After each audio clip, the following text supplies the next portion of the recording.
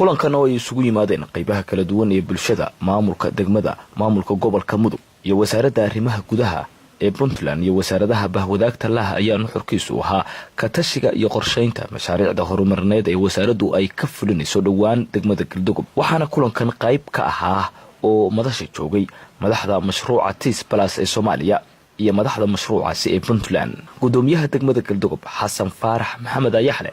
oo ka warbixinaya faa'iidooyinka mashruucani uu leeyahay ayaa bulshada reer Galdogob kula dardaarmay in ay ka faa'iideystaan isagoona gudoomiyuhu uu mahadceliyay madaxa mashruuca TIS Plus ee Soomaaliya waxaan rabaa inaan soo dhaweyno waftiga faraha badan ee nooga yimid meelaha badan agaasimaha qorsheynta agaasimaha deegaanka caafimaadka iyo gudoomiye ku-xigeenka gobolka isuduwaha dowladaha hoose dhammaan intaan salaamay la taliyaha wasaaradda arrimaha gudaha ee federaalka waxaan kulligeen marti inoo wada ah iftikhaar Axmed Shaahayn oo ah madaxa TIS Plus ee xaruntiisu Nairobi tahay waxaan rabaa inaan kulligeen ku soo dhawaada degmada Galdogob waxaan hor fadhiyaa waa community-gii odayaashii baarlamaankii golaha deegaanka iyo gabdhihii madaxdii xaafadaha maamulkii dawladda hoose oo dhan oo kumbuleeda waaxiyihiisii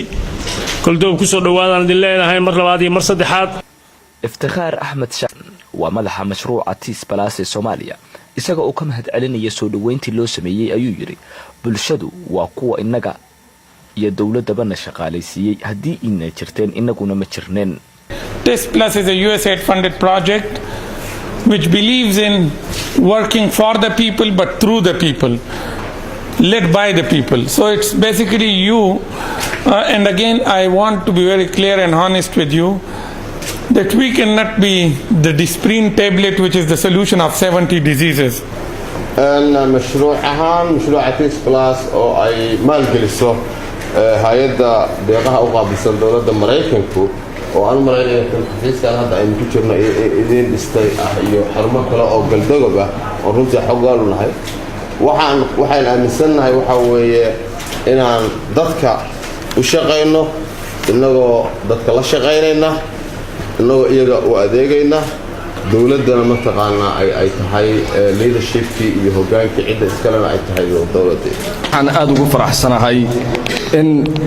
intaan oo dhan maanta ay inoo joogaan isla markaasna ay inoo wadaan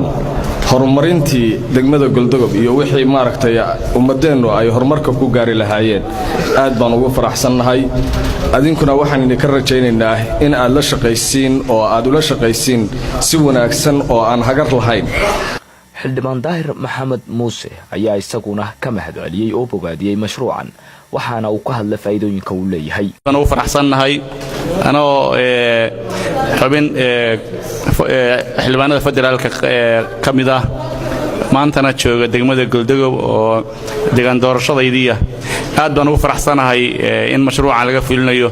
ku mahadinaya wasaaradaha u bohobay mashruucan iyo hay'adda TIS Plus mashruucan faa'iido badan buu leeyahay deegaanka reer Galdogob deegaankan waxaan leeyahay mashruucan si fiican u soo dhaweeye ka faa'iideysta gacan ku siiya hay'adaha in kala shaqeyn doona waxaan maraya wasaaradaha kala duwan nasiib waxa u yeelateen inay yimaadaan ilaa 5-6 agaasimo qorsheyn oo aad garan ka dhaan waxa qorsheynta wasaaradaha miisaanka ay ku leeyihiin runtii waxaan oran karaa Galdogob maanta chance fiican bay haysataa kulankan oo socon doona muddo 3 bari ah waxa daafuray agaasimaha guud ee wasaaradda arrimaha gudaha ee Puntland Maxamed Cali Nuur Juba maamul ahaan iyo dawlad ahaan dabcan waxa weeye waajibaadkii qolo walba meel bay rool ku leedahay annaguna shaqadii iyo imkaaniyaadkii iyo shaqooyinkii aan rabnay inaan ka qayb qaadano ama aan gaarsiino waxa muuqato inay